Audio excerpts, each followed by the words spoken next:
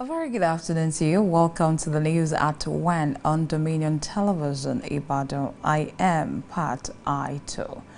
The federal government has partnered with Uganda Airlines to link Nigerian goods to the AFCFTA markets to cut the air cargo rates by up to 50 to 75%. The announcement was made by the Minister of Industry, Trade and Investment, Dr. Jumoke Ojuwole, via our official X account. The logistics costs cut will include regulatory charges with access to 3 key African hubs: Uganda, Kenya, and South Africa. The Federal Capital Territory Authority (FCTA) top officials have embarked on an enforcement exercise to seal up over 4,700 properties owing to non-payment of ground rent. The action is part of a broader enforcement initiative targeting property owners who have defaulted on their statutory obligations. According to FCTA officials, a total of 8,375 property owners own approximately 6.9 billion in ground rent arrears, some dating back over 40 years.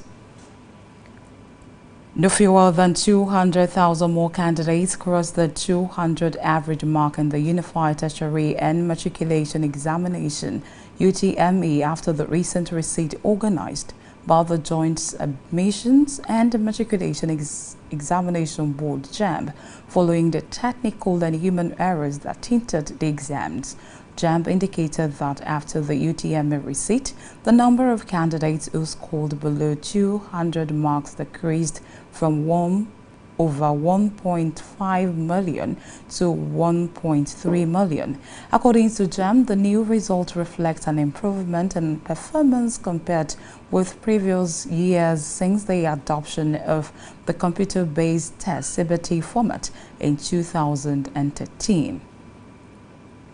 The presidential candidate of the Labour Party (LP) in the 2023 general election, Peter Obi, has called for increased investment in northern Nigeria as a strategy to combat poverty and insecurity in the region. Speaking during a meeting of the National Political Consultative Group North held in Abuja, Obi said the North holds the key to Nigeria's transformation due to its vast agricultural and human potential. He lamented the high poverty rates across northern states, linking the situation to years of underinvestment and policy neglect. According to him, the lack of basic opportunities has created fertile ground for insecurity to thrive. A public affairs analyst, Afolabi Afolami, has expressed support for licensing of firearms to law-abiding citizens as a measure to tackle the growing insecurity across the country. He made this disclosure while featuring on the Daybreak Live on Dominion Television, Ibadan. He said the move has become necessary due to the inability of the existing security structures to curb rising incidents of banditry, armed robbery, and other violent crimes. Our correspondent, Eniola Salvador, has a report.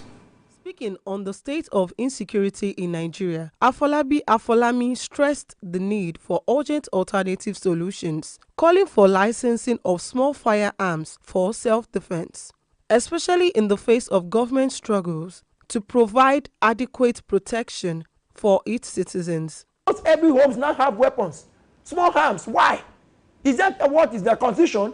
And that was why people in Taraba State and other states were being gunned down anyhow. So if it is like that, let us license guns for everybody, because before you come to my house and you see in my door, I have a gun, beware. Not I have a dog, beware. And that will checkmate you to know that if you are coming in case you hear some bullet shot, you will know that yes, you are coming to face what you never expect. Noted that while it supports the initiatives, it must also be approached with caution.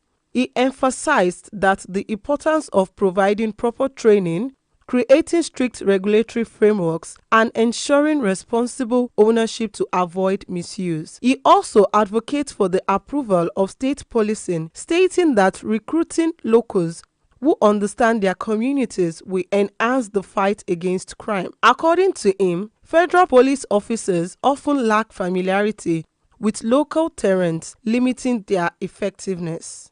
Also having issues with the support for the call for state police that could have helped us to shape our security outfits. You know, where you have some people coming from outside the state and handling security in your own state, they don't know the terrain. They don't know where the people could have hide into, and they hardly make good cooperation with the communities. But where we could approve state police, people that will be recruited will be people of the particular community, the state, and they already know where and how to tackle their own kind of security. I'm not abolishing the federal security outfit, which is the Nigerian police and others, but I want to state that if we fail to approve state police, then we should approve a license for arms for people.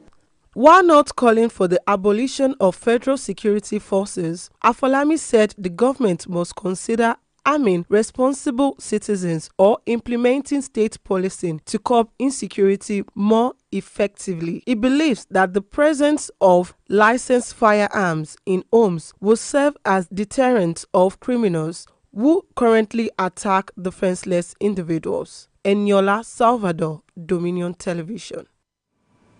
And on the foreign scene, Uganda's military has disconnected all military cooperation with Germany after it accused Berlin's ambassador to Kampala of involvement in subversive activities in the East Africa country. The Uganda People's Defense Forces UPDF spokesperson Chris Magazi disclosed this in a statement posted on X. Magazi stated that Uganda has suspended all ongoing defense and military cooperation activities with the Federal Republic of Germany. United States President Donald Trump has said that he will pause the East-threatened 50% tariffs on the European Union (EU) until 9th of July after a call with EU chief Ursula von der Leyen. Von der Leyen disclosed this on X, stating she called President Trump to ask for extension and wants to get down to serious negotiation with him. Trump had threatened to invoke a steep tariffs as soon as 1st of June, saying talks with the European Union over its previous levies were going nowhere. President of France, Emmanuel Macron, has called on Vietnam for the preservation of the world order based on law as he started a tour of Southeast Asia, a region caught up in the confrontation between the United States and China. During a press statement alongside his Vietnamese counterpart Leung Kern in Hanoi, Macron said that the rules-based order was necessary at a time of both great imbalance and a return to power-driven rhetoric and intimidation. The president presented France as a reliable alternative for Vietnam, caught between Washington and which is threatening to impose enormous levies on its exports to United States, and Beijing, an important trade partner with which it's also embroiled in territorial disputes in the South China Sea. Southeast Asian leaders have met in Kuala Lumpur for the first summit since United States President Donald Trump's tariff upended global economic norms, with the trade-dependent nations expected to issue a joint message of deep concern. The Association of Southeast Asian Nations, ASEAN, will also attempt to increase pressure on Myanmar's military junta and iron out remaining issues with East Timor's application to join the bloc. ASEAN's strategy of nurturing diverse economic alliances was on full display as Chinese Premier Ling Qian touched down in the Malaysian capital a day ahead of talks with the bloc and Gulf states. And in sport, Wolves forward Matheus Cunha has agreed a 5-year contract with Manchester United. Cunha is also set to take Marcus Rashford's shirt number at Old Trafford, with Brazilian to become Ruben Amorim's first arrival this summer. United finished the 2024-2025 campaign in 15th place to round off a miserable first year for Amorim. You can visit our website on www.dominion.org.nj to interact with us and listen to us live. You can also follow us across our social media platforms: Facebook, Instagram, TikTok, YouTube, and LinkedIn at Dominion Broadcast, and on X at Dominion Cast. And that was the news at 1 on Dominion Television. Thank you so much for watching. Good afternoon.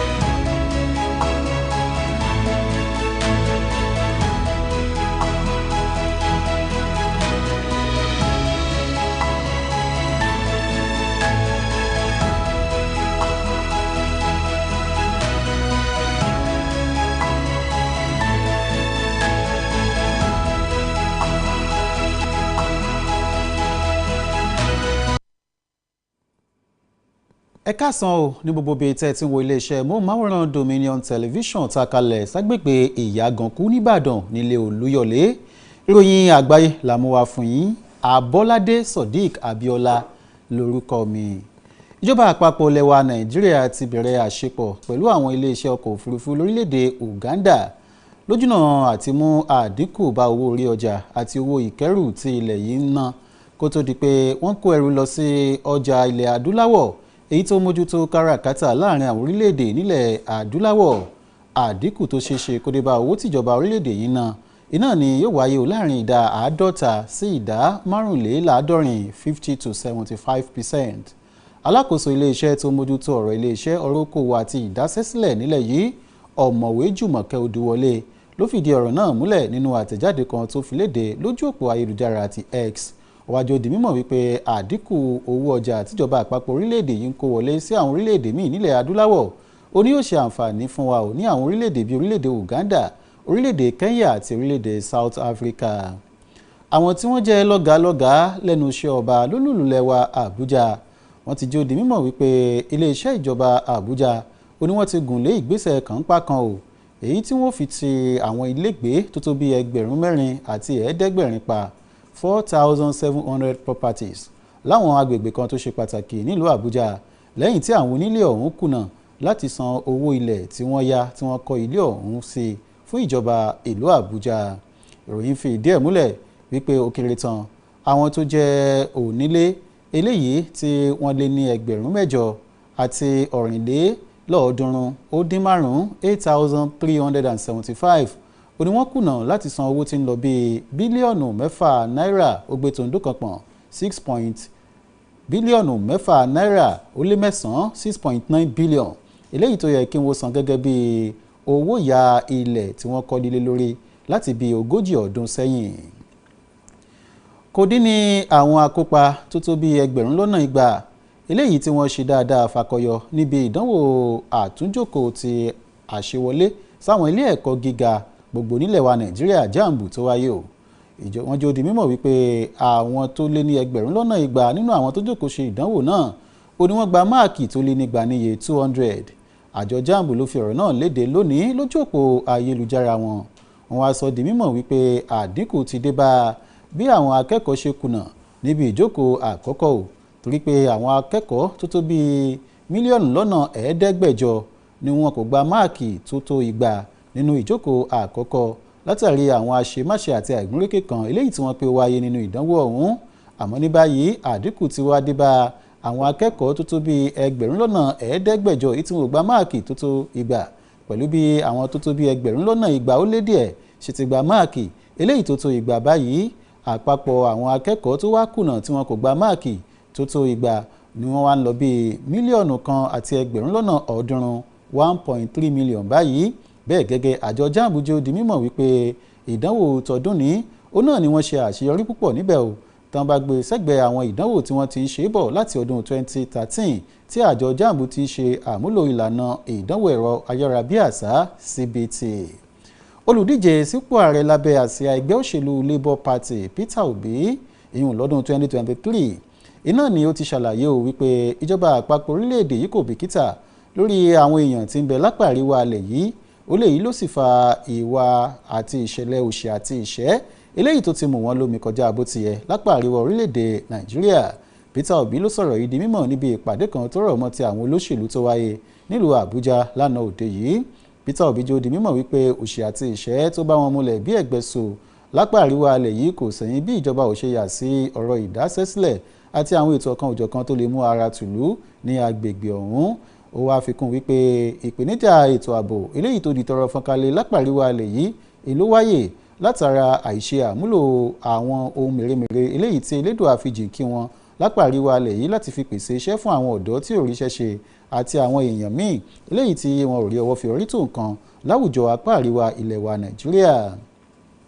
Ẹnìkan tó jẹ́ òǹwòye nípa ọ̀rọ̀ àwùjọ Afọlábí Afọlámí ti ṣègbè fún ìgbésẹ̀ kí ìjọba ó fi òǹtẹ̀lù mímọ́ yọ̀ǹda ìwé àṣẹ fún àwọn èèyàn ilẹ̀ yìí láti máa lo ìbọn àti àwọn ohun èlò ìjagun míì láti máa dáàbò bora wọn ní àkókò tí ìpèníjà ètò ààbò ti gògò nílẹ̀ wa Nàìjíríà. Àfọlábí ló sọ̀rọ̀ yìí di mímọ̀ nígbà tó ń kópa lórí ètò àfẹ̀mọ́jú kan lédè Gẹ̀ẹ́sì níléeṣẹ́ móhùnmáwòrán wa láàárọ̀ tòní, níbi tí ó ti jó di mímọ̀ wípé ìpèníjà ètò ààbò ti jọ pé apá iléeṣẹ́ aláàbò nílẹ̀ yìí kò ká tó nǹkan mọ́ o. Ó ní kò wá sí tó burú tàbí bàjẹ́ ń bẹ̀ bí ìjọba àpapọ̀ orílẹ̀-èdè yìí bá lè yọ̀ǹda ìwé àṣẹ ìbọn àti àwọn ohun ìjà míì táwọn aráàlú tó bá ń bọ̀wọ̀ fòfin lè fi dáàbò bora wọn lọ́wọ́ àwọn agbésùnmọ̀mí àti àwọn agbébọn tí wọn ò já lójú oorun lẹ́ka ètò ààbò nílẹ̀ wa Nàìjíríà. Ẹ̀wẹ̀, iléeṣẹ́ ọmọ ogun orílẹ̀-èdè Uganda ti ṣàlàyé pé òun kò ní àjọṣepọ̀ kankan mọ́ o pẹ̀lú iléeṣẹ́ ọmọ ogun orílẹ̀-èdè Germany lẹ́yìn tí wọ́n kẹ́fín pé aṣojú ìjọba orílẹ̀-èdè Germany sí orílẹ̀-èdè Uganda ó ti ń ṣe ìpàdé pẹ̀lú àwọn agba-ìbàyẹ̀bọ̀jẹ́ tí wọn ò jẹ́ kí nǹkan lọ gerege lẹ́ka ìṣàkóso ìjọba ní orílẹ̀-èdè Uganda tí ń bẹ lápá ìlà oòrùn ilẹ̀ adúláwọ̀ ní àyín. Ẹni tí í ṣe agbẹnusọ iléeṣẹ́ ọmọ ogun orílẹ̀-èdè Uganda Chris Magesi ló fìdí ọ̀rọ̀ náà múlẹ̀ nínú àtẹ̀jáde èyí tí wọ́n fi léde lójú òpó ayélujára ti X. Magesi ṣàlàyé wípé orílẹ̀-èdè Uganda ti mú òpin bá ohun gbogbo tó ní ṣe pẹ̀lú àjọṣepọ̀ pẹ̀lú orílẹ̀-èdè Germany. Ó pé ọ̀fọ̀n ti ṣẹ̀yọ́ sí gbẹ̀gìrì báyìí kí ẹlẹ́kọ̀ọ́ kókó ẹ̀kọ́ ìdání láàrin orílẹ̀-èdè méjèèjì. Ààrẹ ilẹ̀ Amẹ́ríkà Donald Trump ló ti ṣàlàyé pé òun ti mú ìdádúró bá àlékún ìdá 50 tó ń fẹ́ mú bá owó orí ọjà gbogbo tí wọ́n kó wọlé sílẹ̀ Amẹ́ríkà láti agbọn àwọn orílẹ̀-èdè tí ń bẹ ní apá ilẹ̀ Yúróòpù lọ́hùn-ún. Fẹ̀kanwẹ̀tẹ́lẹ̀ ààrẹ orílẹ̀-èdè ilẹ̀ Amẹ́ríkà Donald Trump ló ti kọ́ kéde pé ọjọ́ kìíní oṣù kẹfà ọdún tá a wà yìí òun náà ni àlékún yóò bẹ̀rẹ̀ sí ní mọ́ gun owó orí ọjà tí ń wọlé sílẹ̀ Amẹ́ríkà láti apá ilẹ̀ Europe. Àmọ́ ní báyìí lẹ́yìn tó fi ọ̀rọ̀ wérọ̀ pẹ̀lú ọ̀gá àgbà yányán nínú àjọ ìṣọ̀kanlẹ̀ Europe èyí Ursula von der Leyen, ó ti wájú di mímọ̀ wípé ọjọ́ kẹsàn-án oṣù keje ọdún tá a wà yìí òun náà ni àlékún ọ̀hún yóò tó gbéra sọ lórí àwọn ọjà tí yóò mọ́ wọlé sílẹ̀ Amẹ́ríkà láti apá ilẹ̀ Europe. Bó tiẹ̀ jẹ́ pé Donald Trump ló ti kọ́kọ́ dúnkokò wípé kò sí òye kan tí ó yẹ ìpinnu òun láti bẹ̀rẹ̀ ètò náà lọ́jọ́ kìíní oṣù kẹfà ọdún tá a wà yìí. Àwọn lẹ́yìn ìgbà tí ó kópa níbi ìtàkùrọ̀sọ lórí ẹ̀rọ ìbáraẹnisọ̀rọ̀ pẹ̀lú ẹni tí í ṣe ọ̀gá àgbà yẹn nínú àjọ ìṣọ̀kanlẹ̀ Europe ní Donald Trump tún pa èrò rẹ̀ dà báyìí. Wọ́n ti ké sí ààrẹ orílẹ̀-èdè Faransé Emmanuel Macron láti yọjú sí orílẹ̀-èdè Vietnam pẹ̀lú bí ó ṣe ń tẹ̀síwájú nínú ìrìn àjò eléyìí tí ń ṣe sápá ìlà oòrùn gúúsù Asia lákòókò yìí. Orílẹ̀-èdè Vietnam nílẹ̀ Amẹ́ríkà àti orílẹ̀-èdè China ti ń dúnkokò mọ́ lẹ́nu lọ́lọ́ yìí pẹ̀lú bí ilẹ̀ Amẹ́ríkà ṣe mú àlékún bá owó orí ọjà tí ń wọlé sílẹ̀ wọn láti orílẹ̀-èdè Vietnam tí orílẹ̀-èdè China náà sì ń wọ làkàdí pẹ̀lú orílẹ̀-èdè Vietnam lórí ọ̀rọ̀ ìjà ilẹ̀ àti ààlà tó pin orílẹ̀-èdè méjèèjì. Ní báyìí Emmanuel Macron ti wá ṣetán o láti bá ààrẹ orílẹ̀-èdè Vietnam ṣèpàdé lójúnà àti jẹ́ kí ọ̀rọ̀ àsọyépọ̀ tó ní ṣe pẹ̀lú ọ̀rọ̀ okòwò kó wáyé láàrin orílẹ̀-èdè Faransé àti orílẹ̀-èdè ọ̀hún, pàápàá jùlọ bí ilẹ̀ Amẹ́ríkà tó jẹ́ alájọṣe rẹ̀ tẹ́lẹ̀ ṣe ń dúnkokò mímú àlékún bá owó orí ọjà tí ń kó wọlé sílẹ̀ wọn lákòókò tá a wà yìí. Bákan náà àwọn aláṣẹ ìlú Beijing ti ṣe olú lórílẹ̀-èdè China ó náà ni àwọn náà jẹ́ ó di mímọ̀ wípé ilẹ̀ kan eléyìí tó pin orílẹ̀-èdè méjèèjì iná ni àwọn ó gbẹ́sẹ̀ lé o tí èyí sì ti kó ìpayín keke àti kọ̀bàkọ̀lẹ̀ bá orílẹ̀-èdè Vietnam lẹ́nu lọ́lọ́ yìí. Àmọ́ pẹ̀lú bí wọ́n ti ké sí ààrẹ orílẹ̀-èdè Faransé Emmanuel Macron láti kàn sí orílẹ̀-èdè ọ̀hún pẹ̀lú bó ti ń ṣe ìrìn àjò lọ sí apá ìlà oòrùn gúúsù ilẹ̀ Asia, wọ́n pé eléyìí yóò tún ṣe ìrànwọ́ o tí ó sì mú ìfọ̀kànbalẹ̀ fún orílẹ̀-èdè Vietnam bí àdéhùn tuntun ọ̀hún bá ilé wáyé láàrin orílẹ̀-èdè Faransé àti orílẹ̀-èdè Vietnam. Àwọn orílẹ̀-èdè tí ń bẹ lápá ìlà oòrùn gúúsù ilẹ̀ Asia ó ní àwọn olórí wọn ti ṣèpàdé báyìí o ní ìlú Kuala Lumpur fúngbà àkọ́kọ́ lẹ́yìn tí ààrẹ ilẹ̀ Amẹ́ríkà Donald Trump ti mú àlékún bá owó orí ọjà gbogbo tí wọ́n kó wọlé sílẹ̀ Amẹ́ríkà láti agbọn àwọn orílẹ̀-èdè tí ń bẹ lápá ìlà oòrùn gúúsù ilẹ̀ Asia lọ́hùn-ún. Wọ́n ti àjò di mímọ̀ wípé ọgbọ́n tuntun àti ètò míì tí wọ́n lò tí ọrọ̀ ajé wọn ò fi ní faragbá nínú ètò tipátipá èyí tí ààrẹ ilẹ̀ Amẹ́ríkà gbé kalẹ̀ yìí iná ni wọ́n mọ̀ jókòó sọ níbi ìpàdé èyí tí wọ́n ti ṣe ọ̀hún àti ìpàdé míì tí wọ́n tún máa ṣe lọ́jọ́ iwájú. Bákan náà wọ́n pe ọ̀rọ̀ tó ní ṣe pẹ̀lú bí wọ́n ti fẹ́ dúnkokò mọ́ ìjọba ológun eléyìí tí ń darí ìlú lọ́wọ́ ní ìlú Myanmar láti kúrò lórí àlééfà yọ̀ǹda ìjọba padà fún àwọn tí wọ́n jẹ́ alágbádá lórílẹ̀‐èdè ọ̀hún. Wọ́n ní ìyún náà ṣe pàtàkì nínú ọ̀rọ̀ eléyìí tí wọ́n jókòó sọ níbi ìpàdé tí wọ́n ṣe tí wọ́n yóò sì tún máa tẹ̀síwájú lórí ọ̀rọ̀ ọ̀hún. Bẹ́ẹ̀ gẹ́gẹ́ nínú ìròyìn ní ẹ̀wẹ̀ lọ́sàn-án tòní láti ẹ̀ka eré ìdárayá ẹni tí í ṣe atamátàṣe agbowó iwájú fúnkọ̀ ẹgbẹ́ agbábọ́ọ̀lù Wolf nílẹ̀ Gẹ̀ẹ́sì Matthew Cunha níròyìn ti fìdí ẹ̀ múlẹ̀ pé ó ti gbà ó láti tọwọ́ bọ ìwé àdéhùn ọdún 5 gbáko pẹ̀lú ikọ̀ ẹgbẹ́ agbábọ́ọ̀lù Manchester United nílẹ̀ Gẹ̀ẹ́sì. Cunha ni wọ́n pé yóò mọ̀ wọ aṣọ ìgbábọ́ọ̀lù onínọ́mbà Marcus Rashford eléyìí tó jẹ́ agbowó iwájú tẹ́lẹ̀ fúnkọ̀ ẹgbẹ́ agbábọ́ọ̀lù Manchester United ní gẹ́lẹ́ tó bá ti balẹ̀ sínú ikọ̀ ẹgbẹ́ agbábọ́ọ̀lù Manchester United ní ìbẹ̀rẹ̀ sáà tuntun tó ń bọ̀ lọ́nà yìí. Ikọ̀ ẹgbẹ́ agbábọ́ọ̀lù Manchester United ó ní wọ́n parí sí ipò kẹẹ̀ẹ́dógún lórí àkàbà tábìlì ìdíje líìgì ilẹ̀ Gẹ̀ẹ́sì fún sáà 2024-2025 èyí tó sì burú jùlọ nínú ìtàn ikọ̀ ẹgbẹ́ agbábọ́ọ̀lù ọ̀hún pàápàá ní sáà àkọ́kọ́ olùkọ́ni wọn tuntun Ruben Amorim. Ẹ má gbàgbé láti darapọ̀ mọ́ wa láwọn ìkànnì ìbánidọ́rẹ̀ẹ́ ayélujára wa ọ̀kan òjọ̀kan à ń bẹ lójú òpó ayélujára látẹ̀káyé www.dominion.org.ng. bákan náà lẹ́tún lè máa wò wá tó máa gbọ́ wa ní ìkànnì ìbánidọ́rẹ̀ẹ́ ojú àwòlá òfin gbọ̀bẹ̀ Facebook àtòjú òpó aláwòrán tó ní fọ́nrán Instagram àti ìkànnì ìbánidọ́rẹ̀ẹ́ TikTok àtòjú òpó alóhùn láwòrán YouTube. Ẹ darapọ̀ mọ́ wa pẹ̀lú àpèjúwe @dominioncast. èyí ni òpin ìròyìn àgbáyé wa fún tọ̀sán tòní. Abọ́ládé Sodiq Abíọ́lá lórúkọ mi. Ẹ ṣeun o tẹ̀ ń wò wá, ẹ ṣeun tẹ̀ ń tẹ́tí gbọ́ wá. Ó dàbọ̀.